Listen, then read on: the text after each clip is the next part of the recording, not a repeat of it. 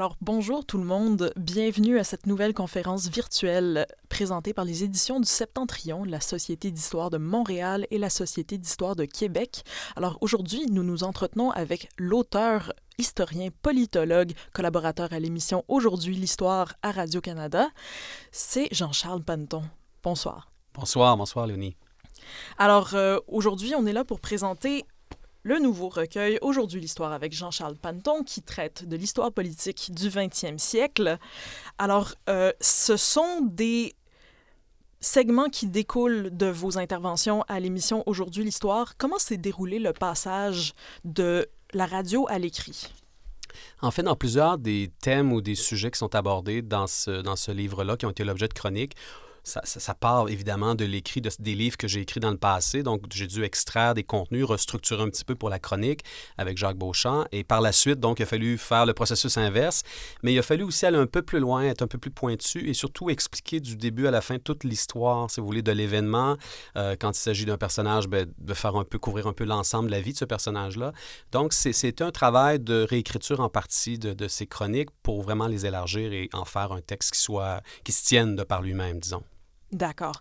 Et donc, avec une trame narrative et tout. Et c'est un recueil qui est divisé en 8 parties. Absolument. Et aujourd'hui, nous allons nous pencher sur 4 d'entre elles. Et j'aimerais qu'on commence, en fait, par la première, qui parle d'un personnage que vous connaissez bien, sur lequel vous avez déjà écrit par le passé, et, oui, qui est un monument de la culture québécoise, un fervent défenseur de la langue française, et dont le legs s'inscrit encore aujourd'hui et est toujours d'actualité, Georges-Émile Lapalme. Alors, qui est-il? Bien, d'abord, vous avez raison de mentionner que la question de la langue française, elle est plus pertinente que jamais. On le sait, le gouvernement Legault veut éventuellement légiférer sur cette question-là pour renforcer, dit-on, la loi 101. Georges-Émile Lapalme est celui qui, dans les années 50, donc chef du Parti libéral à partir de 1950 jusqu'en 1958, chef du Parti libéral à une époque où Maurice Duplessis est au pouvoir, Maurice Duplessis est triomphant, Maurice Duplessis occupe tout l'espace politique. Alors, c'est une époque difficile. Lapalme dirait que c'est sa traversée du désert, ces années 50-là. Pas très facile d'affronter un homme aussi puissant que Maurice Duplessis. Donc, c'est un chef libéral. C'est aussi un intellectuel, Georges-Émile Lapalme, il faut le dire. Il a d'abord fait campagne au fédéral, c'est-à-dire il a été député de la circonscription de Joliette au Parlement d'Ottawa avant de passer au Parti libéral du Québec et devenir chef en 1950. C'est un homme qui écrit beaucoup. C'est un homme qui a même fondé un journal, le Joliette Journal. C'est un homme qui a une vision assez élaborée de la culture, entre autres. C'est un homme qui est très intéressé par le cinéma, les arts, le théâtre, qui s'éveille très, très tôt à tout ça parce qu'il viendra faire ses études à Montréal. Donc, il pourra, à ce moment-là, bénéficier de cette vie-là montréalaise avec toute la richesse culturelle qu'on connaît à Montréal.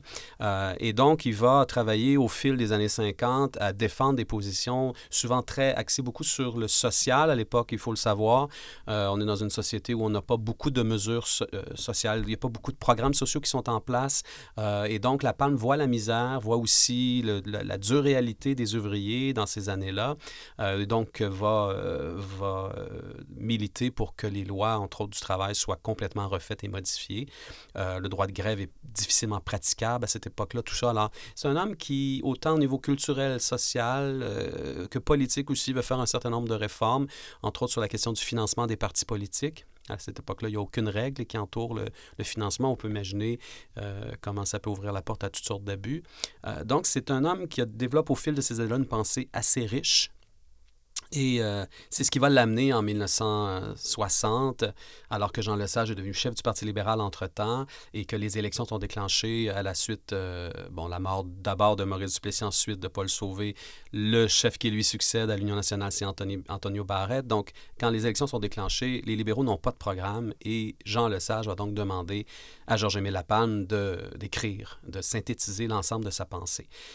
Et c'est là qu'on dit souvent qu'il est précurseur de la Révolution tranquille parce que de ce document-là qu'il va écrire, qui s'appelle « Pour une politique », on va tirer l'ensemble de la substance du programme électoral des libéraux en 1960.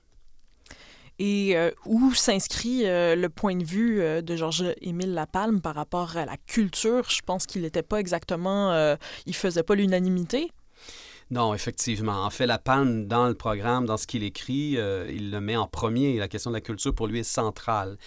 Culture et langue française, bien sûr, c'est central. Donc, c'est le premier point, si vous voulez, du programme. Bon, dans les faits, Jean Lesage arrive d'Ottawa. Jean Lesage défend le bilinguisme. Jean Lesage défend plein de choses.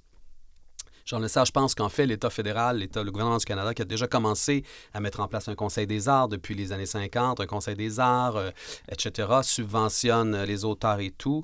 Et donc, Lesage pense que le gouvernement du Canada joue suffisamment le rôle qu'il faut en culture et que le gouvernement du Québec n'a pas nécessairement besoin de s'immiscer dans un champ comme ça, en fait, de ne pas s'immiscer de façon importante ou substantielle. Et donc, il va tout de même accepter de créer à la demande de Georges-Émile Lapalme un ministère des Affaires culturelles en 1961. Et là, donc, Lapalme va commencer à travailler à mettre en place l'ensemble des organismes qui vont constituer ce nouveau ministère-là, comme tel. Mais Lesage ne considère pas la chose. Il y a pas beaucoup on ne donne pas beaucoup de budget à ce ministère, pas beaucoup de moyens, et même les budgets qui sont alloués, souvent, il est très difficile de les dépenser parce qu'on met toutes sortes de contrôles administratifs. Un personnage, entre autres, M. Dolbeck, là, qui est un ancien de l'Union nationale, c'est lui qui contrôle les dépenses du ministère des Affaires culturelles. Il relève directement de Jean Lesage et il lui met toujours des bâtons dans les roues de Georges-Émile Lapalme, ce qui rend évidemment Lapalme, ce qui horripile évidemment Georges-Émile Lapalme, lui qui est un élu, hein, il faut le dire. Alors comment, bien sûr, il faut dépenser selon les budgets qui ont été votés, mais même à l'intérieur de ces budgets votés, il n'arrive pas à dépenser et à investir comme il voudrait le faire en culture. Donc, ça amène une grande frustration chez lui, à tel point qu'à un moment donné, il se sent vraiment impuissant de faire évoluer ce ministère-là, ce jeune ministère, si bien qu'il va démissionner comme ministère des Affaires culturelles. Il n'y croit plus à un certain moment donné, jusqu'à un certain point. D'accord. Mais on lui doit, entre autres, la création de la Maison du Québec à Paris. Absolument, tout à fait. Ah oui, ben, on lui doit beaucoup de choses, en fait. Tout ce qui a été mis en place au départ, à la base même de ce ministère, que ce soit l'Office de la langue française, que ce soit le Conseil des arts du Québec, tout ça a mis les bibliothèques et tout ça. Lapalme met en place l'ensemble, une base, en fait, très importante, mais comme je le mentionnais, il est limité. Là où il est le plus fier et là où il réussira le mieux, en fait, c'est Lapalme dit toujours qu'il faut que la langue française, on la partage, il faut qu'on établisse des liens avec les autres pays francophones du monde, dont la France, bien sûr. Et Lapalme, dans cette optique-là, veut ouvrir une maison du Québec à Paris. Donc, il va s'y rendre en vacances, pour des vacances personnelles en France. Et lorsqu'il est là, par le biais d'amis, je ne vais pas entrer trop dans les détails, mais finalement, il est en contact avec André Malraux, qui est le ministre français de la Culture. Et Malraux parle avec le général de Gaulle, qui est le président de la République française. Et bien sûr, de Gaulle dit qu'il faut aller à la rencontre du Québec, il faut les aider, il faut les faciliter, cette relation-là qu'on pourrait avoir avec eux, qui d'ailleurs une relation qu'on veut privilégier aussi. Et donc, il va revenir, Lapalme, avec l'assurance par le mot de Malraux et la parole du général de Gaulle, il va revenir au Québec en sachant qu'il peut mettre en place cette maison de la culture-là. Il va essentiellement, pour convaincre un peu les réticents au sein du Conseil des ministres, l'aborder par l'angle économique en disant ben écoutez, c'est très intéressant pour l'économie. On peut faire des affaires avec la France. La France est une puissance économique importante. Et donc, si on peut dire par le biais économique, par l'angle économique, il va réussir à convaincre pas mal tout le monde, si bien qu'on va ouvrir effectivement une première maison à l'étranger, et ce sera la Maison du Québec à Paris, bien sûr. Une délégation, en fait, une délégation générale, comme on l'appelle, parce que le fédéralisme canadien permet d'ouvrir de telles maisons. L'Ontario en a aussi. Et par la suite, on va en ouvrir dans d'autres pays. Mais la première, c'est celle qu'on va ouvrir, c'est celle de Paris, oui, tout à fait. D'accord. Et parlez-moi un peu plus de la part de Georges-Émile Lapalme par rapport à l'Office de la langue française. Bien, en fait, Lapalme ne pourra pas faire grand-chose. Hein. Il va mettre sur pied l'Office de la langue française. Il va nommer un ancien journaliste du Devoir. Les choses se présentent assez difficilement parce que Lesage, on veut rehausser la qualité de la langue française essentiellement au départ. Donc, on veut intervenir au niveau de l'État québécois parce qu'il y a beaucoup d'anglicisme. La langue n'est pas une préoccupation, ne l'a pas été pendant de nombreuses années. Si bien qu'on va tenter le nom du journaliste, c'est Jean-Marc Léger. Je m'excuse, je ne l'ai pas nommé tout à l'heure. Donc, j'y reviens. Et donc, on va tenter de rehausser la qualité de la langue. Mais ça heurte il y aura des débats entre Jean Lesage et Jean-Marc Léger. Lesage va l'appeler le Robespierre de la langue française. Il y a beaucoup de difficultés, il ne tolère pas que de voir. Il ne comprend pas trop non plus Jean Lesage. Comme je l'ai mentionné, Lesage arrive du gouvernement, arrive d'Ottawa. Pour lui, le bilinguisme, c'est ce qu'il faut faire. On va évoquer par la bande un peu, essayons de faire de la langue française une langue prioritaire. Mais non, Jean Lesage n'est pas du tout dans cet univers-là. Il considère que le bilinguisme au Québec, c'est ce qu'il faut mettre en place, c'est ce qu'il faut défendre. Donc, ça va être très, très difficile et la palme va être très limitée. Et son successeur, d'ailleurs, Pierre Laporte, qui va reprendre le ministère des Affaires culturelles, par la suite, va tenter aussi de faire, en élaborant une politique, d'assurer ce qu'ils appelaient à l'époque la primauté de la langue française, à tout le moins la primauté, et pas l'exclusivité, mais ça ne passera pas. Jean Lesage ne laissera pas passer cette question-là. D'accord. Et donc, qu'est-ce qu'on devrait savoir d'autre sur Georges-Émile Lapalme? Ce qu'il faut savoir d'autre, c'est que, en fait, ce qui est dommage avec Georges-Émile Lapalme, c'est que toute sa pensée, cette riche pensée-là, en fait, il faut le dire, la pensée de Georges-Émile Lapalme, elle n'est pas nécessairement originale dans la mesure où il a pris beaucoup d'idées de toute une génération d'intellectuels qui l'ont précédé dans les années 50 et même à partir des années 30. On parle, quand le Parti de l'Action libérale nationale se met en place, on prône un programme de restauration sociale. Donc, on est déjà conscient des enjeux sociaux, de l'importance aussi de mettre en place des programmes qui protègent les plus démunis de la société. On le sait, dans les années 30, c'est la Grande Dépression. Il y a eu le crash en 1929. La misère, elle est horrible, c'est très difficile, elle est généralisée dans la société canadienne et québécoise. Et donc, des intellectuels qui vont dire, il faut soulager ces populations-là, il faut les aider. Et donc, ça passera par le parti qui s'appelle l'Action libérale nationale qui durera un certain temps. Puis aussi, par la suite, il y aura l'élection d'un premier ministre libéral, Adélard Godbout, qui lui aussi va mettre quand même en place, va jeter les bases de certains programmes sociaux, certains organismes, etc. Et donc, la Palme, lui, son originalité, je dirais, c'est vraiment d'avoir fait une grande synthèse de toutes ces idées-là, de cette mouvance-là réformiste, et de les avoir mis dans un document et d'avoir tout de même réussi à en faire un programme d'un grand parti politique, le Parti libéral du Québec en 60, si bien que sa contribution, ce qu'on retrouve en fait dans les réformes qu'on fera principalement, ce sont toutes des idées que la Palme a remis dans le programme. Donc, on lui doit d'être précurseur, mais aussi d'avoir alimenté la Révolution tranquille de par autant ses idées. Il y en a qui lui étaient propres. La culture, entre autres, je pense, de prioriser la culture comme ça, c'est très propre à Georges-Émile Lapalme dans cette société québécoise-là de l'époque, mais aussi par sa grande capacité d'avoir consolidé l'ensemble de toutes ces réformes-là dans quelques pages d'un programme politique. Voilà. Parfait, merci beaucoup. Merci. Et donc, Georges-Émile Lapalme avait du soutien quand même de plusieurs autres personnes dans le Parti libéral du Québec, entre autres René Lévesque. Absolument. Et oui, donc, ce qui va nous amener à parler d'une autre section de votre recueil qui porte sur la course électorale de 1962 et sur la nationalisation de l'électricité avec René Lévesque. Alors, d'où vient tout d'abord cette idée de nationaliser l'électricité? En fait, peut-être juste faire une petite parenthèse rapidement. Vous l'avez mentionné tout à l'heure, Léonie. Au sein du Conseil des ministres, en fait, soyons plus précis, il y a plusieurs réformistes. Plusieurs réformistes sont importants. Ce sont les plus flamboyants du gouvernement Lesage, mais il y a un autre 2/3 peut-être plus conservateurs, mais dont on entend moins parler généralement. Donc, ceux qui sont les plus grands réformistes de ce gouvernement, c'est Paul Gérin-Lajoie, c'est Georges-Émile Lapalme, c'est René Lévesque. Donc, ce sont ceux-là qui sont les plus grands réformistes. Donc, eux vont se nourrir, bien sûr, abondamment du programme qui a été écrit, du programme politique écrit par Georges-Émile Lapalme. Dans le programme, on ne mentionne pas nécessairement qu'il faut nationaliser l'électricité. Mais il faut dire tout de même que c'est aussi un discours qu'on retrouve au sein de la société québécoise chez les réformistes depuis longtemps, avec Philippe Hamel. On parle, parce que ça fait longtemps qu'on doit vivre au Québec avec une disparité, si on peut dire, de la qualité de l'hydroélectricité.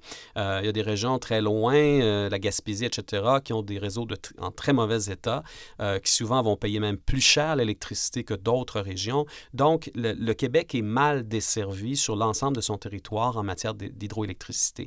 Pourtant, le Québec, toutes ces compagnies privées-là s'alimentent de barrages qui sont construits à même donc les rivières qui se trouvent sur le territoire québécois et qui appartiennent donc à la collectivité québécoise. Mais la question, elle est d'abord, et c'est ce qui fait l'originalité de René Lévesque à ce moment-là, c'est que Lévesque va vouloir structurer une pensée autour de ça, de cette idée-là de nationalisation. On parle de 11 grandes compagnies privées à ce moment-là, dont la fameuse Shawinigan Water and Power. Et donc, il va structurer le tout autour d'études. Lévesque va travailler ce que j'appelle dans mon livre sur le Parti québécois, dans lequel je parle beaucoup de René Lévesque au début. Moi, c'est ce que j'appelle la méthode Lévesque. Donc, il documente très sérieusement l'ensemble des choses. Il fait appel à son personnel de cabinet, des économistes, etc. Et il établit donc une étude, et avec ce rapport, cette étude-là, il va prendre ça sous son bras, il va donc s'en aller dans la société en général pour convaincre, entre autres, les groupes nationalistes, que ce soit la SSJB, les groupes étudiants, en fait, tous ceux qui sont plus dans une mouvance de réforme. Il va aller donc faire du bruit dans la société, il va aller chercher des appuis. Et cela, même si on n'a pas discuté de la question au Conseil des ministres et même si Jean Lesage ne s'est pas encore prononcé sur la question de la nationalisation. Donc, très courageux. Ce courage-là a un coût, bien sûr, parce qu'en faisant ça, on court-circuite un peu le Conseil des ministres, parce qu'on se doit d'être solidaire au Conseil des ministres. Et donc, il va s'accrocher avec Jean Lesage, même physiquement. À un moment donné, Lesage va le prendre par le collet et va le brasser un peu en lui disant, parce que Jean Lesage est à bout, il l'avertit plusieurs fois d'arrêter de parler de nationalisation dans la société. Mais l'évêque va continuer tout de même. L'évêque a ce petit brin-là de bum, comme on a déjà dit dans le passé. Et il va continuer à faire le travail, si bien que la question, elle est soulevée par d'autres journalistes. Et donc, dans les médias et dans la société, on discute beaucoup de nationalisation et la plupart des avis sont favorables à cette politique-là de nationalisation. Donc, il va gagner le combat de l'opinion publique, si bien que quand il arrive au Conseil des ministres avec des propositions bien structurées et tout, les ministres du gouvernement et le premier ministre aussi sont conscients que l'option de la nationalisation est très populaire et donc qu'on pourrait en faire éventuellement un thème d'élection. C'est comme ça que Lévesque va mener les choses et qui va finalement réussir, si bien que le gouvernement Lesage va décider, après en avoir discuté lors d'un lac à l'épaule à l'automne 62, va décider finalement d'aller en élection sur la question de la nationalisation de l'électricité. Il faut dire que le contexte politique est très particulier et pour Lesage, c'est une occasion en or, ce thème-là de nationalisation. Parce qu'il y a eu des élections fédérales juste avant, et c'est ça pourquoi le contexte politique a changé un peu, et on a élu beaucoup de créditistes à l'époque, et c'est un peu étonnant, parce que les créditistes sont très populistes, c'est un drôle de discours, ils sont particulièrement populaires au Québec, entre autres, si bien que ça déstabilise l'ensemble des stratèges électoraux libéraux, en fait, de tous les partis. On ne comprend pas trop c'est quoi cette patente-là que le crédit social, et on le craint évidemment, et on n'est plus sûr de ce que veulent vraiment la population. Et quand on s'apprête ou quand on pense aux élections, c'est qu'on veut aussi les gagner, on ne veut pas les perdre. Alors, pour Lesage, dans ce contexte-là, pas très clair, un peu nébuleux, avec une certaine incertitude liée à l'élection, entre autres, du Crédit social, de plusieurs députés du Crédit social, la question de la nationalisation, déjà vendue par l'évêque à la population et dans les médias, est une occasion en or. Donc, ils vont déclencher l'élection à l'automne 62 sur ce thème-là et ça va être pratiquement, on dit, une élection référendaire dans la mesure où Lesage va carrément dire à la population un vote pour le Parti libéral du Québec, c'est un vote pour la nationalisation. Et ils vont l'emporter majoritairement sans problème et donc ils vont enclencher le processus de... Il faut dire... Nationalisation, oui, mais en fait, c'est une étatisation. Nationalisation, c'est qu'on ne paierait pas. On nationalise, l'État nationalise et donc paie rien aux compagnies privées. Dans notre cas, c'est pas ce qui est arrivé. On a étatisé, c'est dire que l'État québécois a racheté les actifs des compagnies privées d'électricité. Et donc, ça a donné naissance à un tout nouveau... en fait, ça a renouvelé Hydro-Québec et ça a donné naissance à un ensemble de grands projets de barrages dans le nord québécois. Et ça fait en sorte qu'aujourd'hui, aujourd'hui encore. Il y aura d'autres projets avec Robert Bourassa, etc. Mais ça fait en sorte aujourd'hui on est alimenté par l'électricité, qu'on n'a jamais de problème, on paie tous le même prix, on a tous un service qui est ultra fiable. Donc, tout ça vient de ces choix politiques-là qui ont été faits en 1962. Mais quelle était la réaction des compagnies privées d'électricité qui étaient pour la plupart anglophones, d'ailleurs, gérées par des anglophones? Tout à fait. Bien, en fait, c'est très intéressant parce que c'est sûr que ce que l'évêque dit, ça dérange, surtout qu'il a raison. Il a étudié la question, il l'a fait étudier par des gens qui connaissent ça. Je le disais, par des économistes. Il y a toute une équipe, là, task force, comme on dirait en anglais, là, qui s'est penchée sur cette question-là. Donc, il est vraiment très, très bien préparé, l'évêque. Et comme il dérange énormément, évidemment, ces compagnies privées-là, ils vont se chamailler un peu dans l'opinion publique. Mais ce qui ressort clairement, c'est que l'évêque va l'emporter haut la main dans l'opinion publique. Il va gagner les débats qu'il va faire avec les compagnies. C'est embêtant, vous soulignez tout à l'heure là, l'aspect anglophone. C'est sûr que la plupart des grands patrons sont des anglophones, donc ils ne s'expriment pas en français. Il y a quelques subalternes parce que c'est un autre discours de René Lévesque aussi, hein, il faut le dire. Il ne trouve pas normal, et ça, c'est un discours qu'on retrouve souvent, qui est très fort aussi, qui nourrit beaucoup le nationalisme québécois. Tous les dirigeants et toutes les têtes de ces compagnies-là, qui pourtant opèrent pratiquement uniquement au Québec, sont tous des anglophones. Et donc, pour l'évêque, nationaliser l'électricité, redonner à Hydro-Québec un rôle de premier plan, un rôle moteur dans le développement de l'hydroélectricité au Québec, c'est aussi débloquer un paquet d'emplois en ingénierie, en fait. Et tous ces emplois-là vont être évidemment donnés à des Québécois et pas à des gens qui ne parlent pas nécessairement français ou autre. Mais de toute manière, il gagne sur tous les plans, René Lévesque, dans son argumentaire. Il a ça aussi dans sa besace. Donc, il a un paquet d'arguments et donc les compagnies ne sont pas de taille lorsqu'ils échangent avec lui en public. Ils vont au départ peut-être même un peu méprisants envers René Lévesque et donc ça passe pas non plus. C'est une très mauvaise approche. On va le dire, Lévesque est un animateur de télé peut-être, mais il connaît rien à l'hydroélectricité. Donc, ce genre de débat-là qui tourne au désavantage clairement des compagnies privées d'hydroélectricité. Mais d'ailleurs, dans ce dossier-là en particulier, il y avait aussi la particularité du fait que René Lévesque a tiré l'affaire sur la scène publique au lieu d'en discuter au préalable avec Jean Lesage, avec le Conseil des ministres, et vraiment mettre la question devant les yeux du public dans les médias. Est-ce que c'était très inhabituel? Tout à fait. Ah oui, absolument. Absolument. Puis je pense que quand on regarde la suite de l'histoire, quand René Lévesque devient premier ministre, je suis pas sûr que Lévesque aurait apprécié que ses ministres partent comme ça avec un projet sans l'avoir d'abord discuté en Conseil des ministres. Mais il a il est un peu délinquant, Lévesque, fait pas les choses comme les autres. Lévesque, on pourrait en parler longtemps, mais Lévesque a un mode de vie aussi qui est pas le mode de vie du politicien habituel. Lévesque se lève un peu plus tard le matin, il arrive toujours en retard à la séance du Conseil des ministres. Les autres ministres sont horripilés de ça, de ce manque flagrant de discipline de sa part. Ils font pression auprès de Jean Lesage, mais Jean Lesage sait très bien que René Lévesque est extraordinairement populaire. Il n'est pas allé le chercher pour rien. Hein. Il n'a pas joint les rangs du Parti libéral parce qu'il était méconnu. Il est très connu, il a fait une grande carrière journalistique. Donc, alors, c'est un personnage qui est atypique et qui dérange ça, c'est sûr.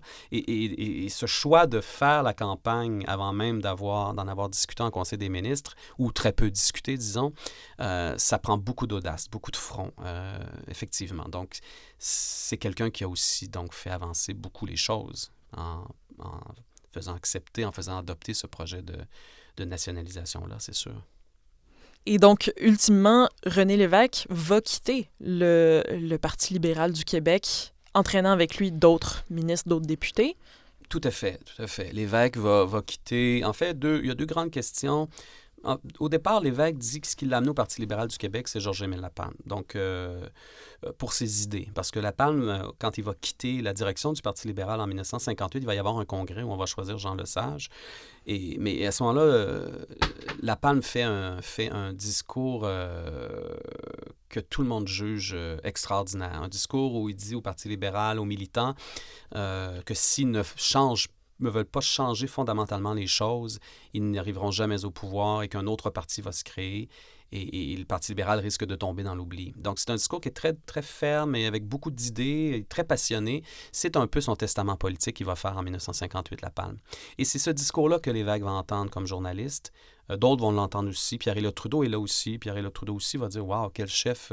On perd un chef absolument incroyable. » Et donc, c'est ce qui amène, c'est ce discours, c'est cette intégrité, c'est ce renouveau-là de réforme, de changement, qui amène véritablement Lévesque en politique. Donc, il quitte Radio-Canada, il commence à faire de la politique. Deux grandes questions qui l'intéressent particulièrement, la question du financement des partis politiques. Ça demeure encore obscur. La Palme le défend beaucoup parce qu'il a évidemment vécu longtemps dans les années 50 avec des problèmes de financement de partis, avec les caisses obscures qu'on appelle, le financement qui arrive d'un peu partout, les trésoriers qui sont omnipuissants, qui décide de tout au sein du parti. Donc, La Palme veut véritablement changer ça et c'est un des éléments importants qu'il met dans le programme. Et ça accroche beaucoup René Lévesque. Donc, tout au long des années 60, il va vouloir amener des changements importants sur la question du financement du Parti libéral du Québec. C'est mal reçu, c'est difficile. La question du patronage et tout ça reste quand même ancré un peu au Parti libéral du Québec. Jean Lesage est le trésorier du parti, c'est le premier ministre, c'est aussi le ministre des Finances, il cumule toutes ses fonctions. Et Lesage résiste dans ces réformes-là, ne souhaite pas aller nécessairement trop loin pour toutes sortes de bonnes et mauvaises raisons. Donc ça, c'est le premier élément qui accroche avec Lévesque. Il va vouloir vraiment démocratiser le parti, vouloir démocratiser le financement aussi du Parti libéral du Québec. C'est difficile. Il se retrouve isolé jusqu'à un certain point au sein même du Parti libéral. Et l'autre grande question, c'est la question constitutionnelle, bien sûr.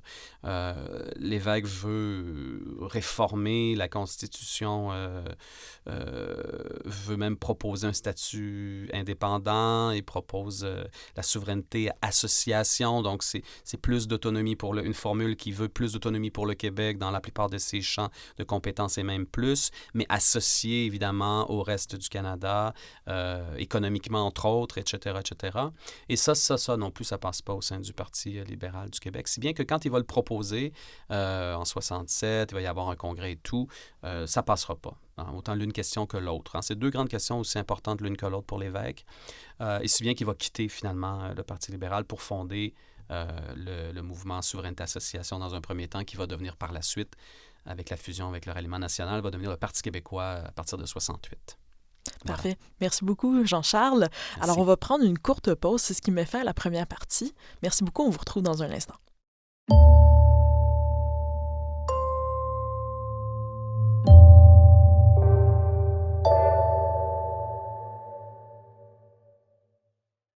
Nous allons maintenant aborder un autre pan du recueil qui porte sur Pierre Laporte. Pierre Laporte qui est surtout connu malheureusement pour sa mort tragique et pour ses derniers moments, mais qui était un personnage politique exceptionnel, un journaliste. J'aimerais connaître un peu plus Pierre Laporte, le journaliste. Oui, mais vous avez raison de le dire. Pierre Laporte, c'est quelqu'un qui était méconnu. En fait, il était connu seulement par le fait qu'il avait été assassiné et trouvé dans une valise de voiture, là. Et en fait, moi, quand j'ai fait mes recherches sur Georges-Émile Lapalme, j'étais dans les archives, beaucoup dans les journaux aussi, dans Le Devoir, entre autres, quand je faisais ces recherches-là. Et je voyais souvent apparaître le nom de Georges-Émile, pas de Georges-Émile Lapalme, mais de Pierre Laporte. Et je me disais, c'est étonnant, il écrit vraiment bien, il est vraiment solide comme journaliste et tout, mais bon, en faisant des recherches, je m'aperçois qu'il n'y a aucun écrit, on n'a rien fait sur lui, il n'y a pas de recherches qui ont été faites sur le personnage. Alors, j'ai décidé d'en faire un deuxième projet. Georges-Émile Lapalme non plus n'était pas connu, donc c'était mon premier projet, un peu tentons de faire connaître des personnages politiques qui ont quand même eu une influence très importante dans l'histoire contemporaine du Québec. Alors, j'ai commencé à faire de travail de recherche. Il a fallu commencer à zéro. On ne savait pas à quel moment il avait commencé au Devoir. Donc, j'ai commencé à fouiller dans les copies du journal, retracer le premier article de Pierre Laporte, découvrir ensuite qu'il a écrit sous plusieurs pseudonymes, parce qu'à l'époque, on faisait ça. Donc, un de ses pseudonymes, c'était Lex. Et d'ailleurs, il écrivait des textes qui étaient beaucoup plus personnels quand il le faisait sous un pseudonyme. Donc, c'était une recherche qui était très originale et fructueuse aussi, beaucoup de découvertes sur cet homme-là. Et donc, ça a donné un livre qui permet de faire un peu le tour de son histoire. Donc, essentiellement, Pierre Laporte commence comme journaliste au Devoir. Il va commencer en politique, il va couvrir la politique municipale. Ensuite, on va l'envoyer, il écrit très, très bien. Laporte, sa grande qualité, c'est que c'est un gars très sociable, c'est un gars qui écrit bien, c'est un gars qui écrivait avec beaucoup de synthèse, des styles, des formules percutantes aussi. Il joint une équipe qui est une équipe de rêve, pourrait-on dire aujourd'hui. Donc, André Laurando se trouve là comme éditorialiste. Et puis, il y a Gérard Filion qui en est le directeur, qui écrit aussi, mais lui, c'est comme à la hache. On dit tout le temps qu'il écrit des textes, Gérard Filion, comme quelqu'un qui taille à la hache. Laurando est plus raffiné, et puis Pierre Laporte est un peu dans le style journalistique, un peu entre les deux, disons. Donc, on va l'envoyer rapidement à Québec, où se trouve, évidemment, on est sous le régime de Maurice Duplessis. Au début, les choses vont se passer quand même assez bien. Le Devoir va d'ailleurs appuyer Maurice Duplessis dans les élections, des premières élections de Maurice Duplessis et tout. Donc en 52, oui. En 48, oui. Par contre, en 58, on n'appuie pas Maurice Duplessis. Donc, il va y avoir un virage. Et donc, Laporte arrive à Québec. Il va pratiquer un journalisme qui n'est pas celui des autres journalistes, disons. Parce que à l'époque, on rapporte les nouvelles. Et puis, Maurice Duplessis, à tous les vendredis, convoque les journalistes et il se lance dans de longs monologues, à tel point que les journalistes, entre eux, rigolent un peu et appellent ça la dictée de Maurice Duplessis. Alors, ce que ça veut dire, c'est qu'il faut noter exactement ce que Maurice Duplessis dit. Mais Laporte ne fera pas ça, parce que le Devoir ne fait pas ça. Historiquement, le Devoir a toujours gardé, rapporter les faits, mais aussi les analyser, faire l'analyse de ces faits-là, et puis, évidemment, aller dans un sens ou dans l'autre, approuver ou pas le gouvernement qui est en place, ou même le critiquer dans certains cas. Et c'est ce que va faire Pierre Laporte. Donc, il fait son travail de correspondant, rapporte la nouvelle, mais fait aussi l'analyse. Et ça, si au début, Maurice Duplessis et Pierre Laporte sont, somme toute, les relations sont assez conviviales. Même Duplessis va l'inviter dans sa limousine et tout. Ils vont faire des trajets, quelques voyages de retour vers Montréal ou autres avec Maurice Duplessis. Les choses vont rapidement se détériorer entre les deux hommes. Si bien que Laporte est un être à part, est un peu la bête noire pour Maurice Duplessis, la bête noire des journalistes. Et donc, c'est ce qui fait d'abord correspondance, tout ça.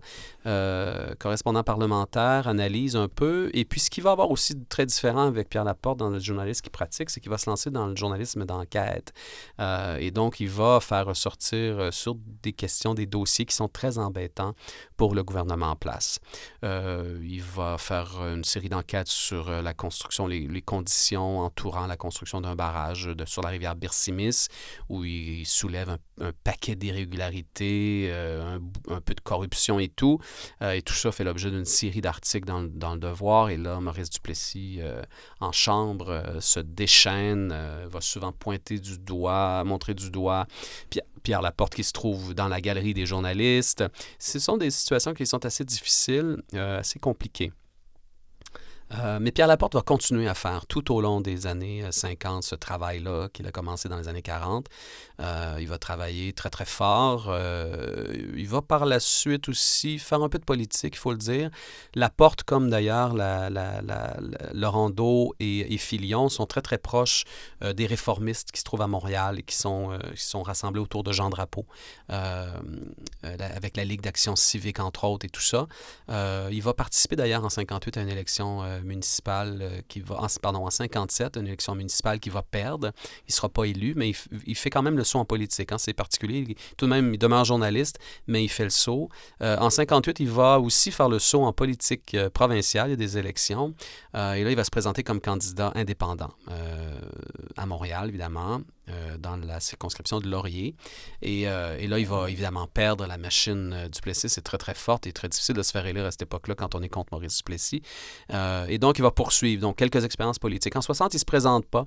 Il ne va pas rejoindre le Parti libéral du tout. Il va attendre en 1961 pour le rejoindre. Et lors d'une élection partielle dans la circonscription de Chambly, qui se trouve sur la rive sud, il va donc être élu. Avec la première femme d'ailleurs en même temps, là, donc une autre élection à Montréal, et c'est Marie-Claire Coquelin-Casgrain qui se fait élire aussi. Donc première femme à entrer à l'Assemblée nationale, c'est quand même pas rien, il faut le mentionner. Et donc à partir de 61, il y a une élection en 62, on s'en rappelle, avec la nationalisation de l'électricité sur ce thème-là, et il va à partir de 62 devenir titulaire, être nommé en fait ministre des Affaires municipales dans un premier temps.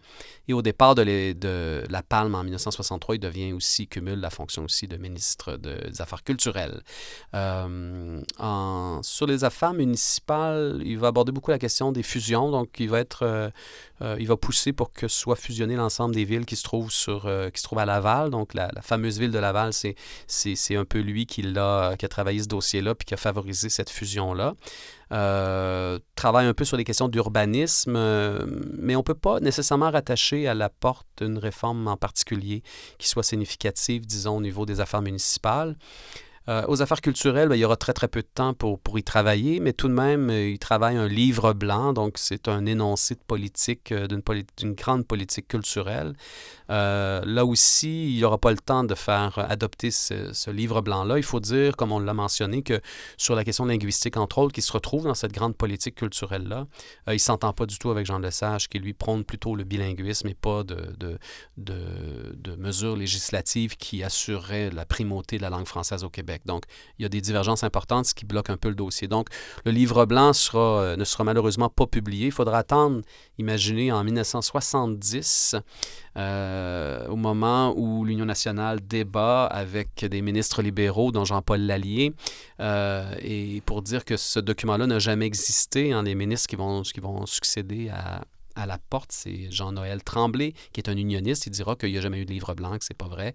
Laporte a inventé ça. Et donc, en 70, quand les libéraux reviennent au pouvoir, Jean-Paul Lallier va publier ce fameux document-là. Il existait vraiment. Laporte avait vraiment travaillé là-dessus.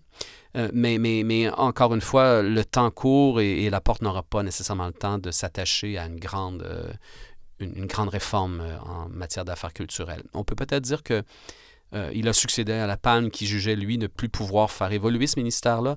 Laporte, lui, va pouvoir débloquer des fonds et tasser, si on peut dire, Dolbeck, parce Laporte un très bon contact avec Jean Lesage.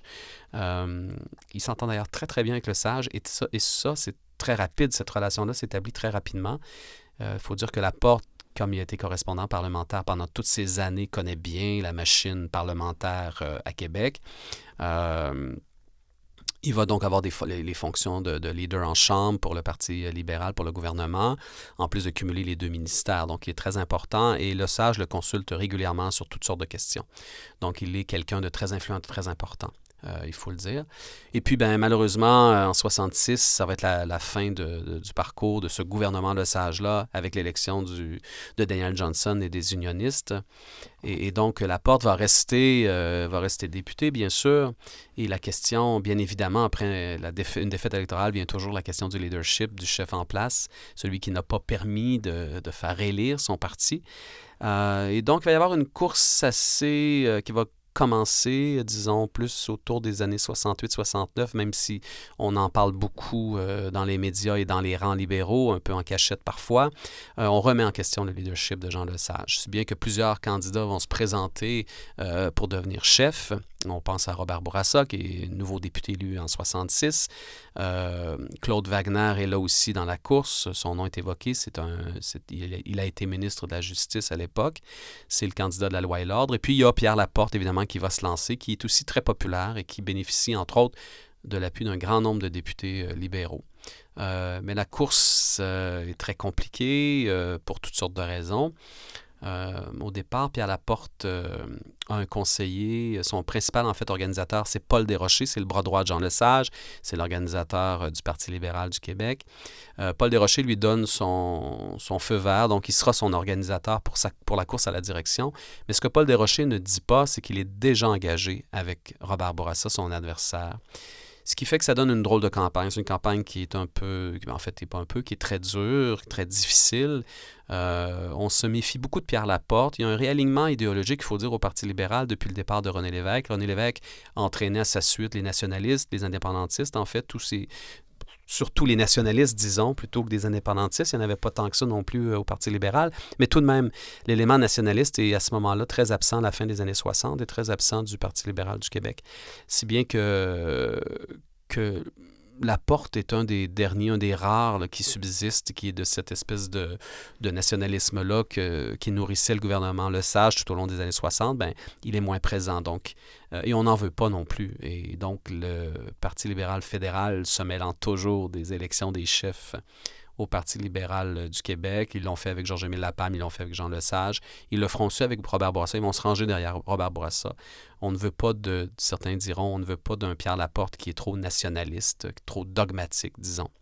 Et donc, il va perdre, il va arriver en troisième de la course, de cette course-là au leadership. Robert Bourassa, évidemment, va l'emporter et devenir, par la suite, en déclenchant les élections, il y aura un premier ministre, il sera élu premier ministre. Et donc, Laporte, lui, se ramasse en troisième position et c'est donc une campagne qui est très dure, très difficile pour lui. Il y a des problèmes aussi de financement, on l'a déjà mentionné dans le passé. Évidemment, on a tenté de faire le vide autour de Pierre Laporte. Hein, c'est ce que veulent les organisateurs autour de Paul Desrochers.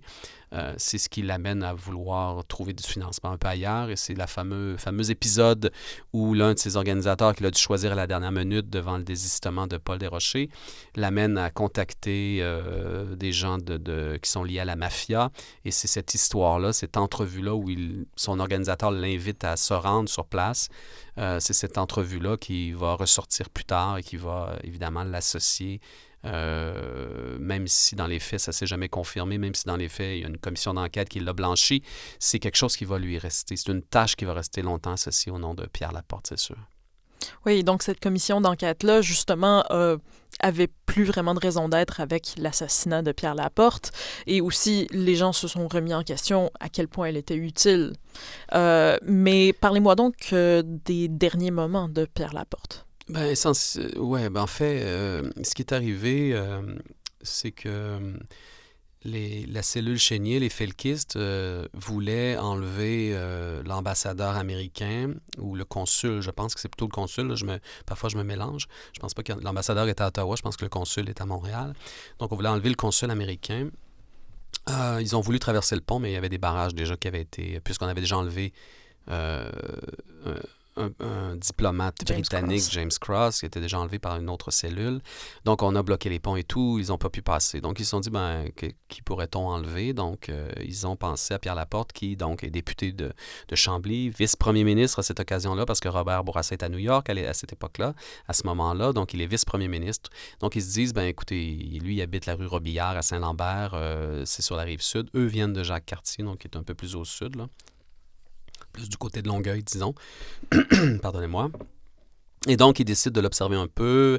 Ils vont même appeler chez lui pour vérifier s'il est là. Et c'est sa femme qui répond et qui dit oui, je joue dans la rue avec son neveu, les enfants. Pierre Laporte est un gars de famille et d'ailleurs, les parents de Pierre Laporte habitent au coin de la rue à côté de chez lui. Le frère de Pierre Laporte habite juste à l'arrière de chez lui. Donc, c'est un clan, les Laporte. Hein. Puis, ils jouent ensemble, mais au ballon. Ils font très sportif aussi, Pierre Laporte, il faut le dire. Donc, il joue au ballon avec Claude, son neveu. Quand une voiture va arriver et les gens vont sortir lourdement armés, la femme de Pierre Laporte et son jeune fils, se trouvent sur le balcon juste en avant de la maison. Et donc, le neveu, Claude, est juste à côté de lui avec le ballon, évidemment, parce qu'il joue au ballon dans la rue. Et là, quand il voit débarquer les gens avec les armés comme ça lourdement, qui menacent ses enfants, son fils, sa femme et son neveu, il dit, écoutez... Tout ce que vous voulez, mais ne touchez pas aux enfants. Et donc, ils vont l'embarquer dans la voiture et partir comme ça. J'ai eu la chance, disons, d'entendre de Claude Laporte, qui est maintenant juge. Monsieur Laporte a collaboré à mon ouvrage à l'époque en répondant à mes questions. Il m'a raconté tout ça en détail et ça donne vraiment froid dans le dos de voir que comme ça, on puisse débarquer armé lourdement. C'est un événement qui est très tragique, surtout quand on connaît la suite des choses. Hein. Et donc, on l'a amené dans une petite maison un peu plus loin sur la rive sud et tout. Là, ils étaient très mal organisés. Les felkistes, il n'y avait pas d'argent, il n'y avait pas de bouffe, il n'y avait rien. Laporte leur a donné un peu de sous pour qu'ils puissent leur donner en fait les sous, d'acheter de la nourriture pour qu'ils puissent se nourrir et tout. Et donc, là, il est séquestré par les felkistes. Et au fil des jours, évidemment, on mange pas très bien, on est affaibli, on est surtout stressé. Laporte, évidemment, quand on est comme ça séquestré avec des gens lourdement armés, c'est sûr que ça joue sur le moral, évidemment, sur notre capacité de bien vivre, là, de survivre, en fait. Et là, il va entendre à la radio, à un moment donné, le déclenchement de la loi des mesures de guerre, qui dit que les gouvernements ne veulent pas, ni le gouvernement du Québec, ni le gouvernement du Canada ne veulent négocier la libération de cet otage. des otages, en fait. Et là, Laporte sait que ça signe son arrêt de mort comme tel. Il va tenter de se libérer par une fenêtre, mais il voit pas, il est attaché, évidemment. Il va se blesser, il va saigner un peu, mais ce ne sont pas des blessures qui sont mortelles, là, contrairement peut-être à ce qui a déjà été rapporté dans le passé, pas du tout.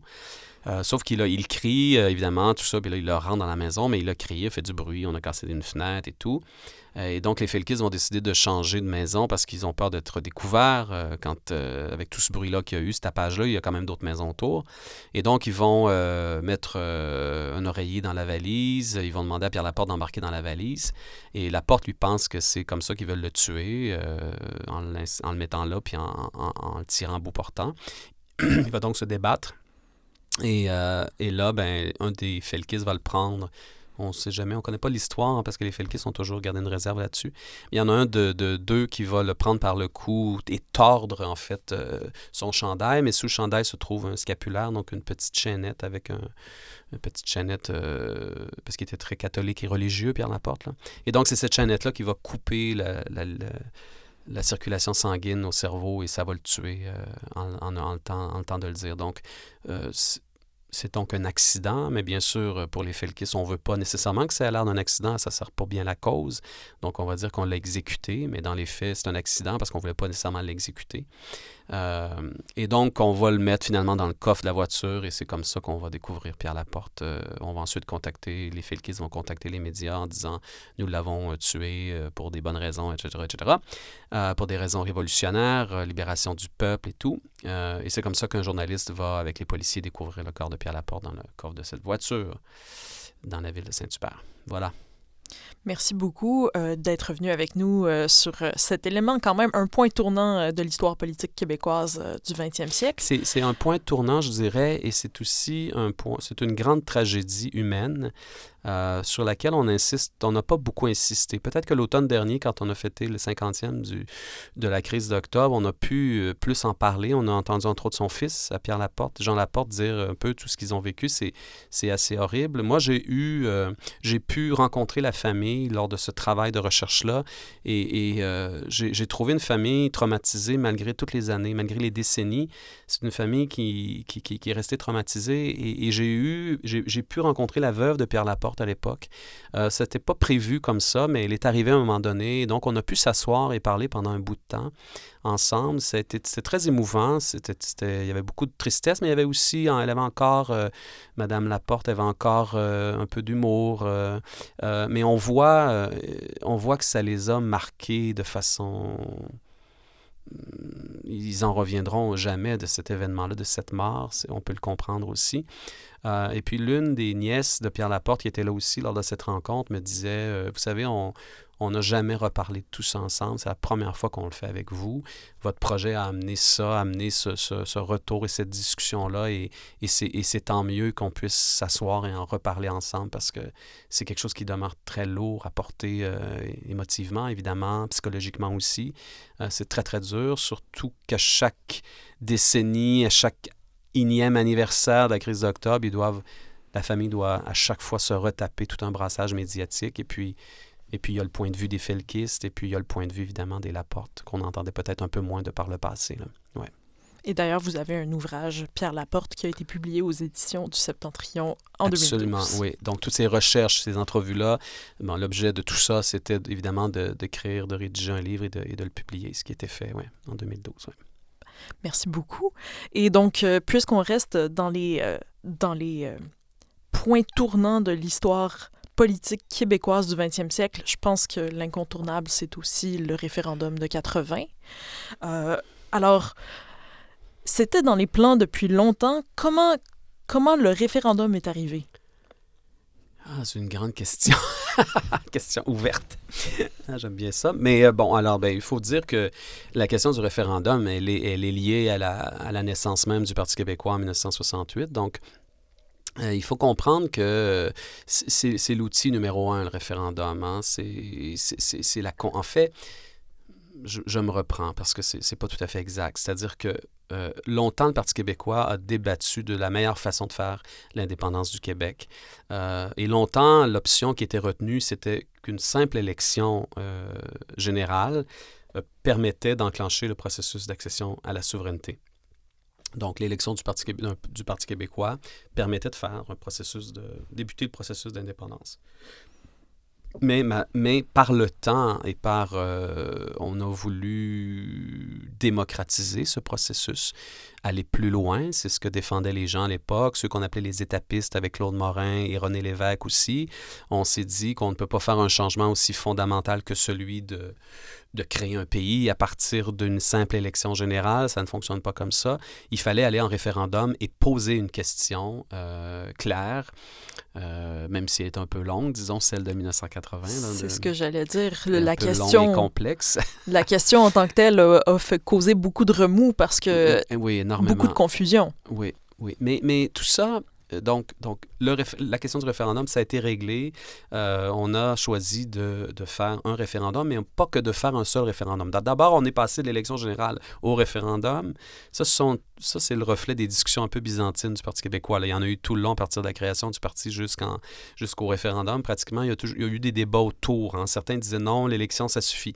Mais non, en fait, Lévesque défendait de façon très démocratique. Hein, pour lui, c'était important.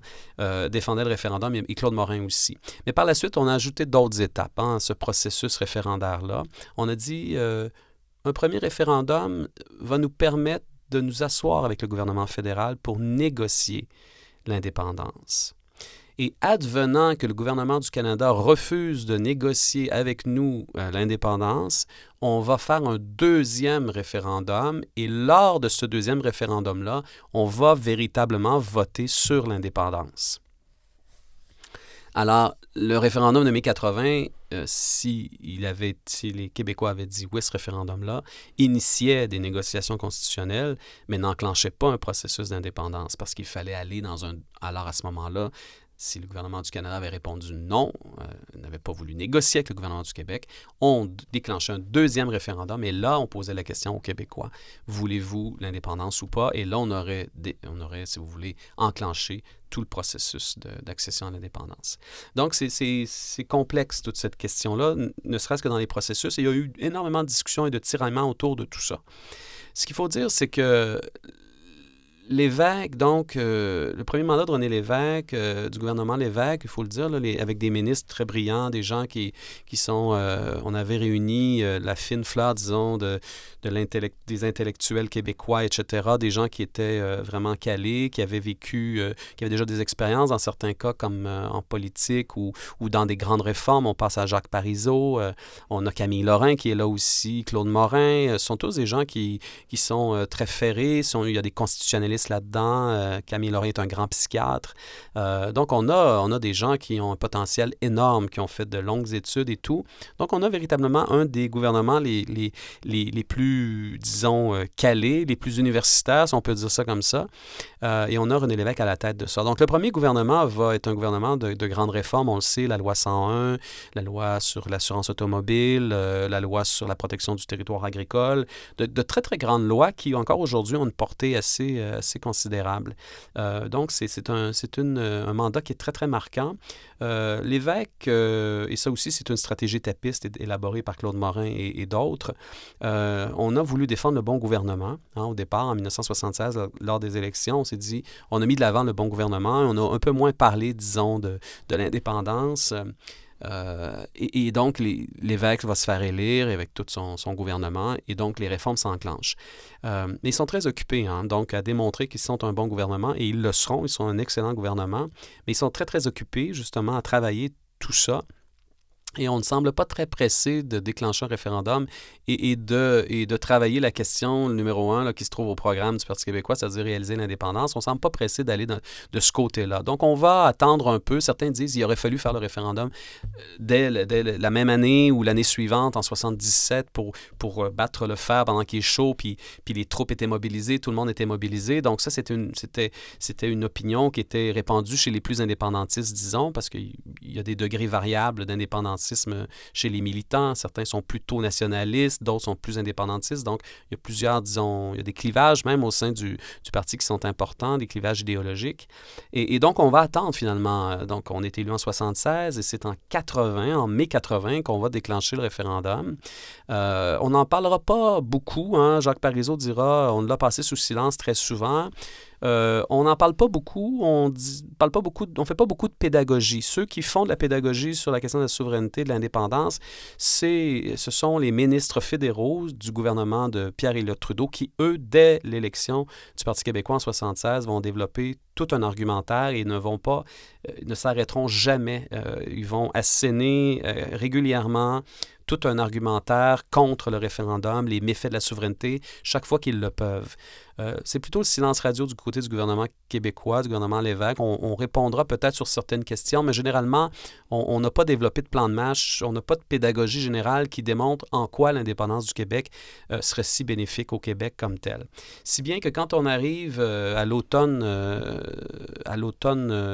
79, on dit, ben oui, il faudrait y aller, il faudrait enclencher le processus. L'évêque réfléchit, est assez d'accord avec le fait qu'il faut y aller au printemps suivant. Mais on est très peu, on n'est pas bien organisé. Il y a plusieurs erreurs de stratégie qui vont se faire aussi. Donc, je l'ai dit, on n'a pas fait de pédagogie pendant toutes ces années-là. Si bien qu'on va se lancer dans le référendum comme si on se lançait en élection. Et ça, c'est Marcel Léger, là, qui est un ministre de l'Environnement à l'époque dans le gouvernement Lévesque, qui est aussi un grand organisateur, un des artisans de la victoire de 1976, qui dira que la grande erreur de René Lévesque, c'est d'avoir considéré le référendum comme une élection, alors que ça ne se travaille pas comme une élection. Léger dira, entre autres, comme d'autres le pensent aussi, Parizeau et d'autres, qu'il aurait fallu travailler de façon solide dès l'élection pour dégager les avantages de la souveraineté, vendre en fait le projet à l'ensemble de la population québécoise. Et puis, face au gouvernement Lévesque qui déclenche ce référendum-là, c'est pas tellement le Parti libéral du Québec de Claude Ryan qui est menaçant ou qui risque d'empêcher les péquistes de faire une bonne campagne, c'est véritablement Pierre-Éliott Trudeau qui va décider de venir au Québec et de faire campagne. Et lui est vindicatif, solide, très clair. Il est très convaincant. Il met même son siège en jeu. On se rappelle d'un grand discours qu'il va faire. Si bien que face à plusieurs problèmes au sein de la campagne péquiste, mais à l'excellente campagne menée par Pierre-Éliott Trudeau, le gouvernement Lévesque va perdre le référendum le 20 mai 1980. Écoutez, on manque de temps et c'est un sujet absolument passionnant. Alors, si jamais vous voulez en apprendre davantage, je vous invite à consulter l'ouvrage Aujourd'hui l'histoire avec Jean-Charles Panton qui traite de politique québécoise au 20e siècle et aussi pour découvrir 4 autres segments dont nous n'avons pas parlé aujourd'hui, entre autres sur les lois agricoles, sur la réforme de l'assurance automobile, sur Robert Bourassa, le personnage. Merci beaucoup, Jean-Charles. Merci, Léonie, merci, très gentil.